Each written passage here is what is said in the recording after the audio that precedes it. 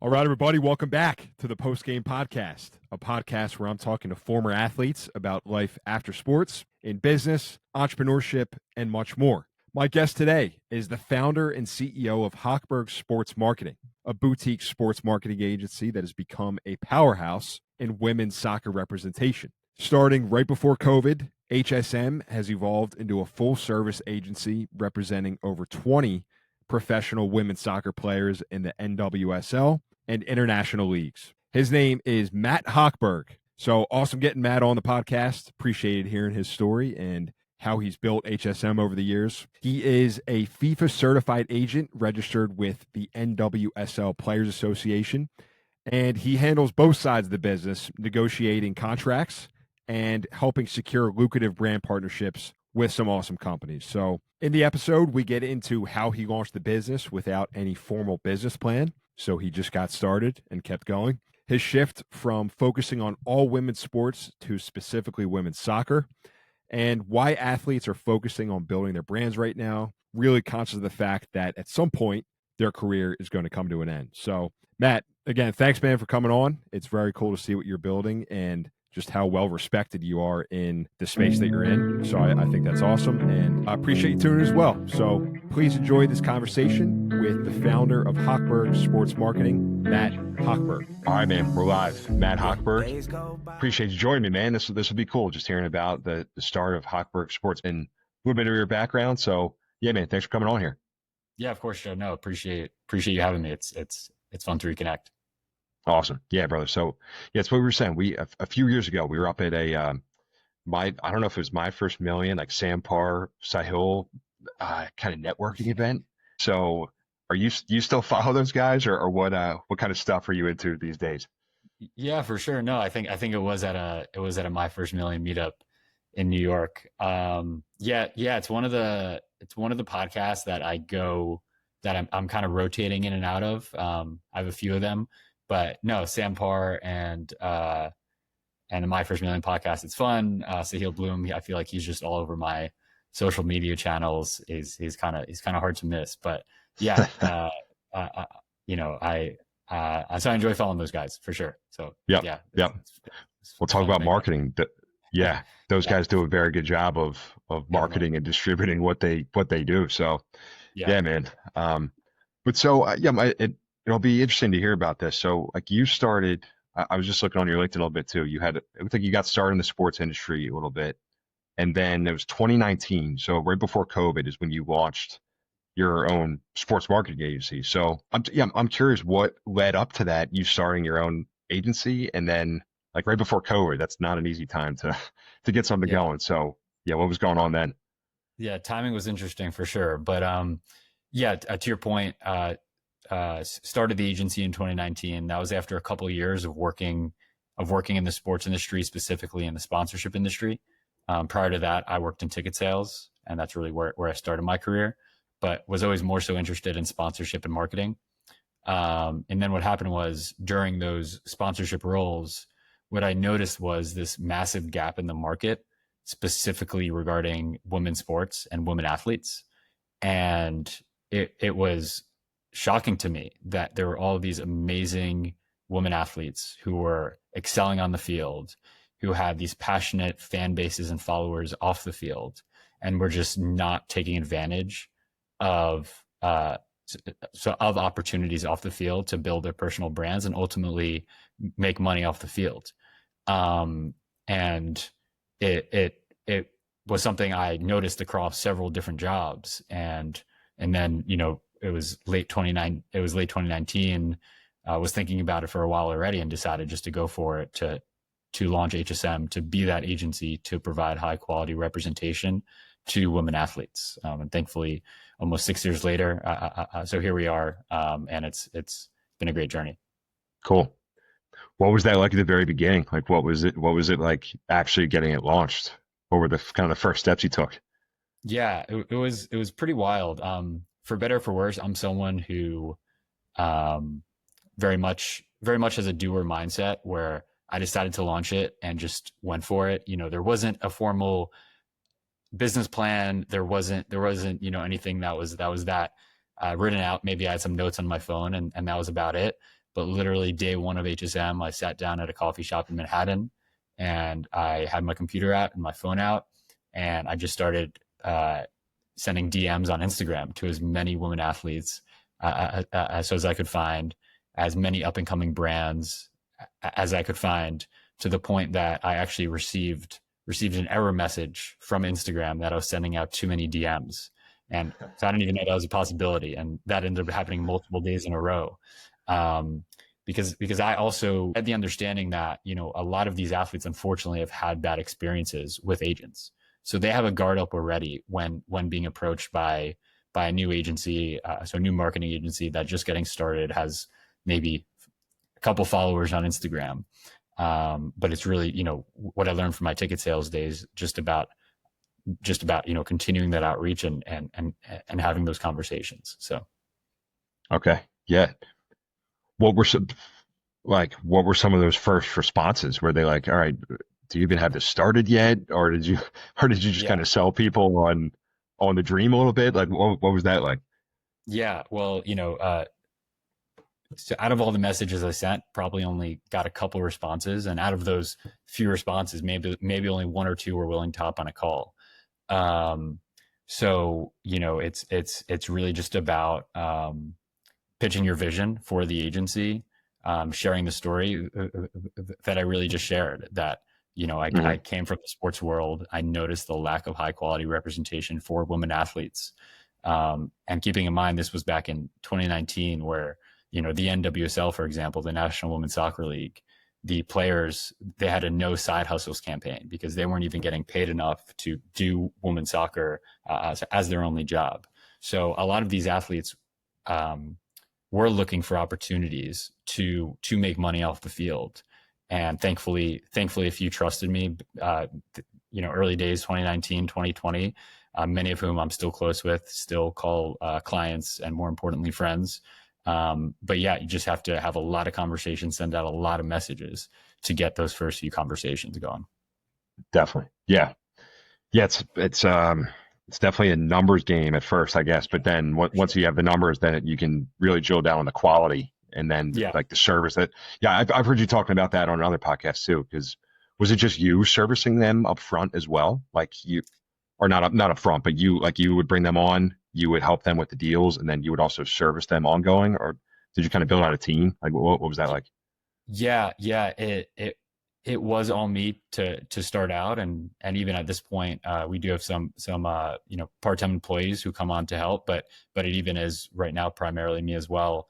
And it's a lot of work, because not only so it's a lot of work to sign the client in the first place, but then you have to do great work on their behalf, and get them deals. And then once you get them deals, you have to service those deals and ensure they go really well, and both the brand and the athlete both have great experiences. So maybe that 3-month partnership turns into a 6-month or a 12-month partnership. So it's a lot of ongoing communication between both the brand and the athlete, where you are really just serving as the middleman, catering to both sides. And, maybe a brand wants content ASAP, but a player is traveling for the next 2 weeks and is on the road playing games. So you have to create that understanding and ensure that you're not putting too much pressure on the athlete, but at the same time ensuring the brand stays happy. So it definitely is a balancing act. Gotcha. Okay. Yeah, that's interesting, man. So one of the things I was wondering about, you just brought up the NWSL contracts. Well, actually, so first, because you've evolved into just women's soccer at this point, right? Like you started out with a bunch of other sports. So what was that kind of growth and timeline like to just focus on soccer versus some of the other sports? Yeah, it's a great question. So when we started out, we were across several women's sports. So beach volleyball, track and field, softball, soccer, field hockey, really, you name it. We had athletes who we were representing probably in the first year across several different women's sports. And that was great. But what I ended up finding was, when we would chat with brands, they were interested in really focusing in on one or two sports. And just naturally, because of the opportunity within women's soccer and all of the players in women's soccer who were great on the field and just unfortunately did not have representation off the field, we started naturally gravitating toward women's soccer. And then exactly what you said, Joe, bringing up the contracts in 2022, and I'm skipping ahead a little bit here, but the Mhm. NWSL and the Players Association, they brokered the first ever collective bargaining agreement in women's soccer history, and that introduced free agency for the first time.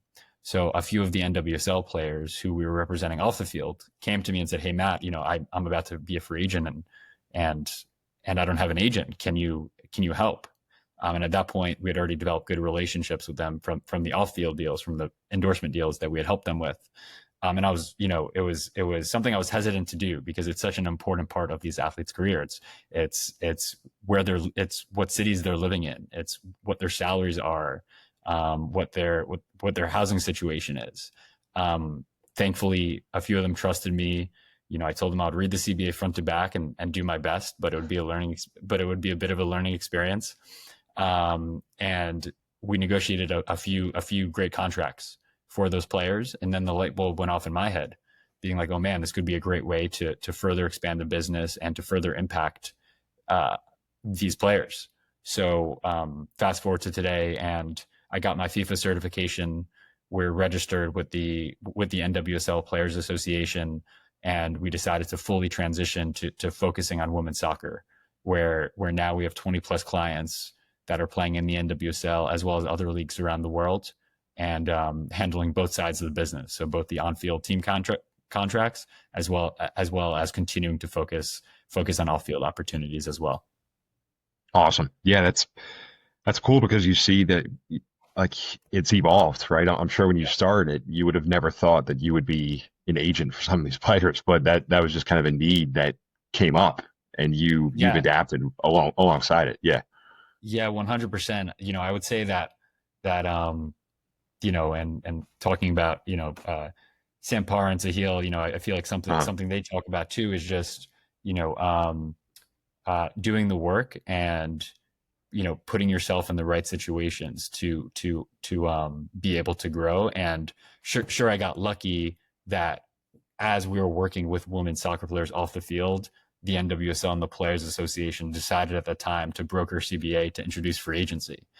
So that was lucky, that timing. But I feel as though I also put myself in that situation that I'd done good work on behalf of those players for 2-3 years, where they trusted me to take that next step to become their on-field soccer agent. yep. So it was really it really was a perfect storm. And yeah, and that's Yeah. what we're doing. Yeah. It's great, man. So one of the things I was reading before this too was the actual contracts for the NWSL, and it said something about the average contract being 65 grand per season. Is that accurate, or is there? I mean, that's it's kind of like an entry level job, I guess, coming out of Right. school if you're just basing it off the salaries. But is that Yeah, still yeah, accurate, or what's that it's like? it's pretty wild because when we think of professional sports in the United States, it's the players in the NBA making 40-50 million dollars a year that are grabbing headlines. But in reality, those are few and far between in professional sports. Of course, you have the major few sports, NBA, NFL, etc. But in reality, for example, in the NWSL, the minimum salary is $48,500. So these players, coming right out of school, are yes making enough to support their livelihoods, and there's housing and things like that included, but it is nowhere near enough. Thankfully, there is a new CBA, and there's a new media rights deal where salaries will be drastically increasing. So by 2030, the minimum is going to be over $80,000. But keeping in mind that just 5, 6, 7 years ago, they were making, $20,000, $30,000. So it's growing. It's taking a bit of time, but it is growing. There's a lot more attention in the sport. There's a lot more investment in the sport. A lot of the clubs now are the owners are very much investing to just provide professional environments, all the resources that professional athletes should be receiving, and with that, as increased salaries, better housing situations. So So it's happening a bit slow, but overall it's happening, and things are improving. Okay. Yeah, because it seems like that because I played baseball and had some buddies that play in the minor leagues. And yeah, and if you sign, say, as a senior out of college, you're you could just sign for a plane ticket pretty much, and then you're making maybe a couple grand a month. And Right. while you're Right. saying that, the same thing, I was thinking of like lacrosse players because you would always hear the professional lacrosse players. They would basically Yeah. work their day jobs and then go to the games at night or whatever. So, Right. but with that said, I feel like I think it was maybe on your Twitter or somewhere else that some of these teams are also valued at hundreds of millions of dollars. Yeah. Is that accurate too? So, Yeah. Yeah, that's okay, I'm sure accurate. that And ties in. Yeah, and with the CBA and everything, I'm sure they're like, all right, some of these owners are probably making a lot of money, so we got to pay these players a little bit more too, right? yeah, Yeah. 100%. There's also expansion. So the NWSL um, is increasing the amount of teams next year. Both Boston and Denver are coming into the league. Expansion fees back in 2020, 2021 were maybe around $3 million to purchase an expansion club, whereas now those expansion fees are in the hundreds of millions of dollars. So it's been a rapid increase there. Again, a new media rights deal that's worth hundreds of millions of dollars. If you look at Angel City, the team in LA, they're owned by Willow and Bob Iger. And there's a lot more investment. Kansas City Current, they built the first ever stadium specifically for women's soccer as anywhere in the world. And with that, the appropriate resources as well. So it's and a lot of the players that we have on our roster and that we talk to, especially the veterans, in one sense, some of them feel like, oh man, like, I'm going to retire in a few years and I missed out on all this growth and all this money that's coming into the league. But there is a real sense of passing the torch down, and the players who are veterans who have been in the league 10, 11, 12 years, are really passing the torch down and leaving the game and the sport and the league better for the next generation.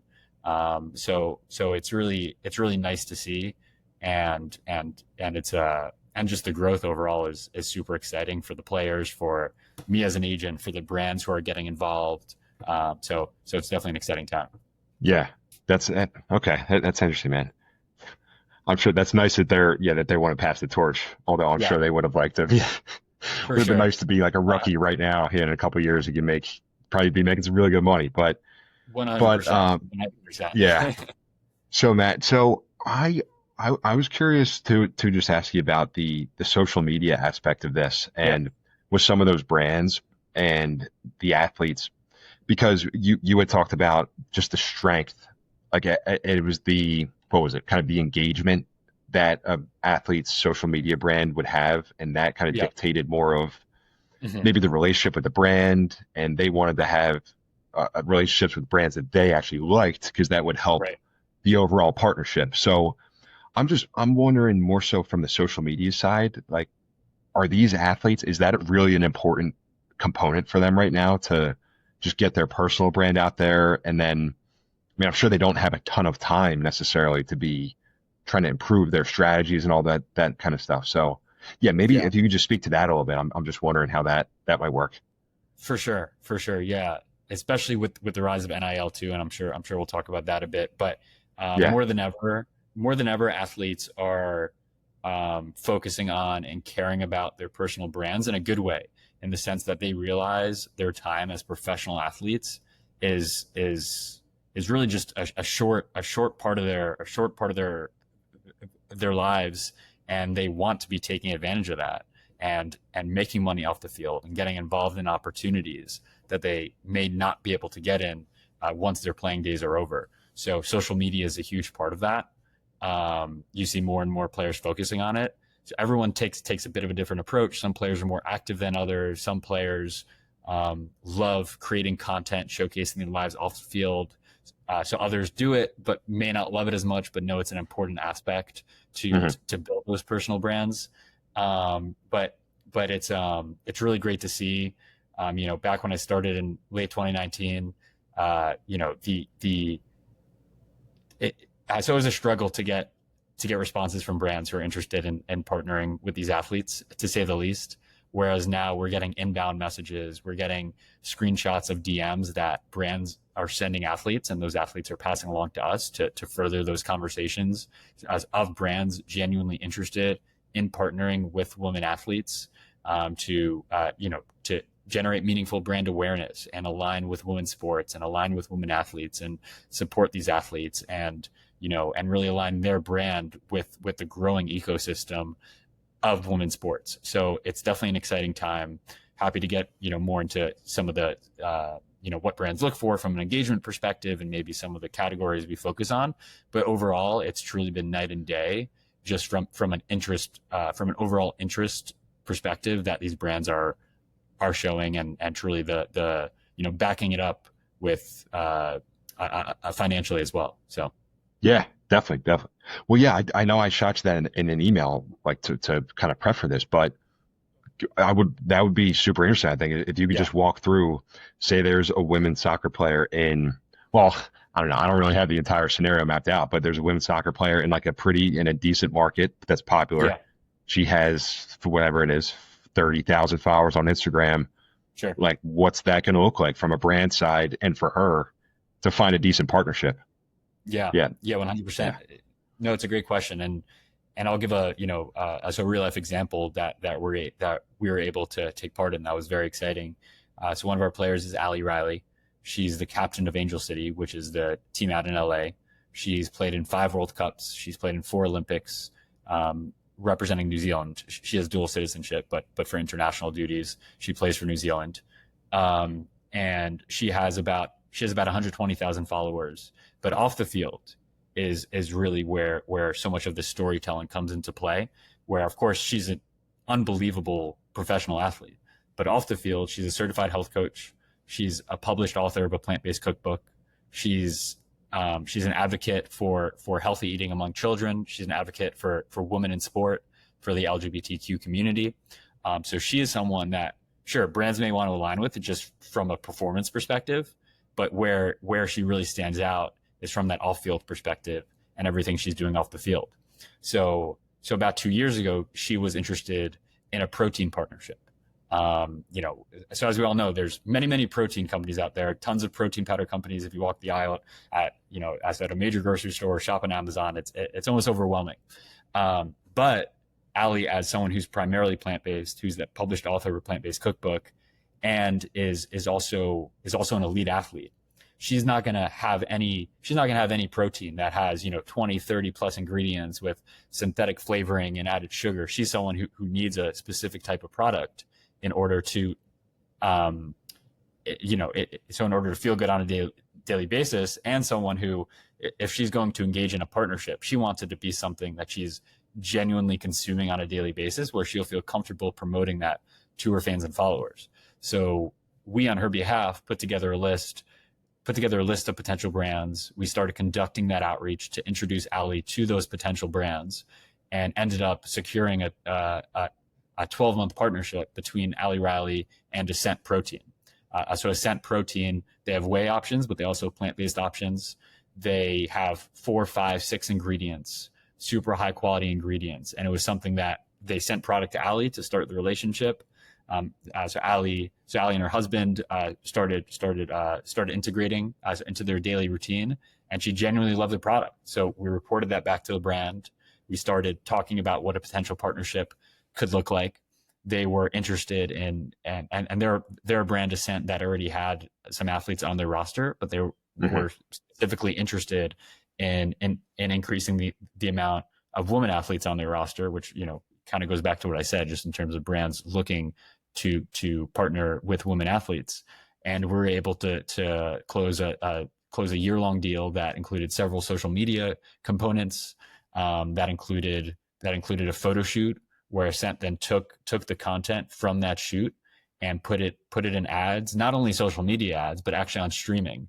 They put it on across Hulu and other streaming services. So in that end, not only is it a win for Allie, she's getting compensated for this, of course, and compensated well for this, but then Ascent is taking that content and promoting her even more through their paid ads to, of course, promote Ascent, but at the same time, they're elevating Allie's brand as well. So that's one example of a really exciting partnership that we're able to facilitate. That really was a win-win for all sides. Yeah, it's a great example. So, because I feel like you're talking about her off the field presence. I mean, definitely, yeah, that sounds like that's very important too. That she has almost outside interests a little bit, or that she's like, 100%. yeah, that helps her with the brand and the partnerships. But so are those usually just on the actual contract negotiation side of it? Are those usually year-long deals where, like you said, there's certain criteria that Allie would have to meet in terms of posts and those types of things, Right. or can you structure like a 3-year deal, 5-year deal? How do Yeah. those deals usually work? Yeah, a great question. Year-long deals are really ideal for the athlete, because at the end of the day, you know, the athlete doesn't want to be promoting all of these different brands within the same category, because That's true. Yeah. that really just dilutes their own brand, and it doesn't help the brand partners as well. They're conscious of their social feeds. They don't want their feeds to become billboards where every other month they're promoting a different brand in the same space. It's nothing that they would want for themselves. It's nothing that I would want for them or recommend that they do. So ideally, we do look for year-long deals. Sometimes brands are hesitant to commit to year-long deals off the bat because they want to see the performance and the engagement and how the athlete's audience reacts to the content. And that's also fair and reasonable. So at a minimum, we do look for 3 to 6 month deals. So ideally six plus when we can get it. But it's really context dependent on the category, of course, the financial aspects, how many social media deliverables, for example, the brand is asking for, how many other opportunities the athlete may have within that category specifically. So there's a lot of there's a lot of factors that play into deciding whether it could be worthwhile to, for example, take a 3-month partnership, or do we hold out and wait for a 12-month partnership within that same category. So it is dependent, but ideally we do look for 6-month deals, or 12-month deals ideally. Okay. Yeah, that time frame makes a lot more sense, especially if it's say like an emerging brand, or you can't be locked in for like 5 years, and then that wouldn't make sense for anybody. So, well, cool, man, Matt. So we'll kind of start to wrap down or wrap up. I just want to ask you a few more things, maybe about. Sure. You mentioned the NIL, so that's been like a hot topic that keeps coming up on this podcast. But are you in that market too? Like, are you going out to some of the big, not even sure, who are the biggest women's soccer schools, like Stanford, maybe some of those schools like that? Stanford, are you starting? UNC, yeah. Okay. So you starting to partner with college women's soccer students at college as well? Yeah, we do it. We do it on more of a strategic level, where, because we're now focusing on the on-field side as well, if we could identify a couple players who are still in school, who have professional potential and professional aspirations, we will identify and have those conversations and see if it makes sense to sign them to NIL deals while they're still in school, and help them start to experience, really everything that NIL has to offer, and help them make some money off the field while still in school, while at the same time building that relationship with them. So once they do decide to turn pro, we can ideally continue that relationship to serve as their on-field agent as well once their college careers are done, and serve as their agent for the long haul. So it's definitely an exciting time with NIL. I will say, because of NIL though, I think that has just helped shift the mindset for a lot of players to focus on the off-field side as well and their personal brand building. And again, it's not for everyone. Some players are going to be more interested in it than others, and that's completely okay. But for the players who are interested in it, there's a great opportunity. Take Allie as an example, and of course, she's someone who has so much going on off the field.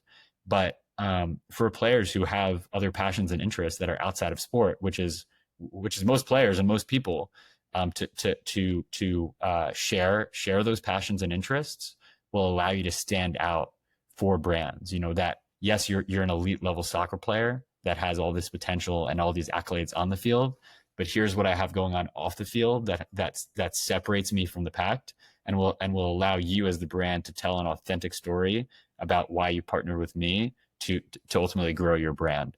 So NIL is definitely exciting for these players for sure.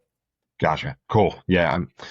I mean, yeah, if you have, yeah, everybody has outside interest, right? It's like just a matter of if you're willing to showcase them and kind of put them out there and maybe monetize those at some point, sure. which is great. So, well, cool, For Matt. sure. So what about for you? Like just in terms of the business, I mean, it still seems like you've got a lot of plates spinning probably at the same time as you're running the business. Like, are there any, I guess maybe what's like the most challenging part on a day-to-day basis of keeping this thing going? You not keeping it going. You've built up a lot of momentum, so I don't need, but just like keeping it totally. And having success. Yeah. Yeah, keeping it going, continuing to have the growth and all that. And I know I hear you. It's a great question. So I'd say the on-field representation, serving as the actual agent for these players, has been very exciting. I think it's scalable. I think women's sports and women's soccer in particular, there's just so much opportunity. A question I get asked a lot is, oh, are you planning to expand to other sports, or are you going to get into men's sports or things like that? And I think there's a great argument to be made to expand to other sports. But ultimately, I think there's so much opportunity within women's soccer specifically that for now, I think we're just going to go deeper in women's soccer. There's so many players, frankly, who need high quality representation. So I wish we could represent more players. I feel very grateful. We're in a position where we're getting a lot of DMs and messages from players looking for representation, but there's only so many players that we could service at one time. And something I'm very focused on is that personalized level of representation. Probably the number one complaint that I hear from players who were at previous agents is, hey, I signed with this agent and would text them and wouldn't hear back for 3 weeks, or, just never really heard any updates from this agent, never knew what was going on. And I never want HSM to become that. So we've grown every year since launching. I anticipate that growth will continue, but I'm also okay if the growth is a little slower because I'm taking more of that boutique mindset to the industry. And I also think we're reaping the benefits of that when teammates talk, they're traveling together, they're training together every day. So a lot of our business has been from referrals. So I'm very focused on just providing that level of personalized representation. I think it's worked out for us so far. I think focusing on women's soccer has very much worked out for us. Just huge opportunity in this space, tons of growth, passionate fan bases. So for now, just planning to continue going deeper within women's soccer. Love it, man. Yeah, that's great. Yeah. It's a great approach too, because especially if you're taking the long, like you're playing the long game, you're not trying to, it's not like, all right, let's maximize the most money we can make right now or whatever. It's like you're playing in decades at this point. So that's great. 100%. Like there's definitely, and I've gotten better at it, but it's hard. Yeah. That's hard to do. Yeah. For sure. Yeah. Like there's definitely been situations where you can see like a quick money grab, but you also know that it may not be the best opportunity for you to pursue for the long haul, because it's something that you're essentially tying yourself into. So it's something that you have to be mindful of, and not every opportunity is worth grabbing just because it's in front of you. It's more about selecting the right opportunities that are that make sense for the short and long-term future of the business. So Yep. Well said. That's why I was going to at one point ask you maybe about the WNBA, and you see that skyrocket. You're probably like, oh, you could jump over there maybe and make some. For sure. So maybe one day. I mean, it's awesome to see. And to be honest, even though we're not in the WNBA right now, the growth of the WNBA and the daily discussions around Caitlin Clark and all that has helped our business, because it just generally draws more eyeballs to women's sports. And that trickles down to women's soccer as well. So it's awesome to see what's going on in the WNBA. I definitely have some FOMO that we're not in the space, but overall, I'm pretty happy with our position in women's soccer. So definitely, man, definitely good deal. Yeah. Good deal. Well, Well, thanks, Matt. Glad we could make this happen, man. It was, Of course. like I said, yeah, it was you're a name that I had connected with on LinkedIn. I'm like, Matt Yeah. Hochberg. I definitely know him from the past, but Yeah. but No, it's fun maybe to make. if you could just give, yeah, just give a quick shout out to where people could find you and Hochberg or HSM too. That'd be great. For sure. Yeah, no, appreciate that. We're on all social media at Hochberg SM.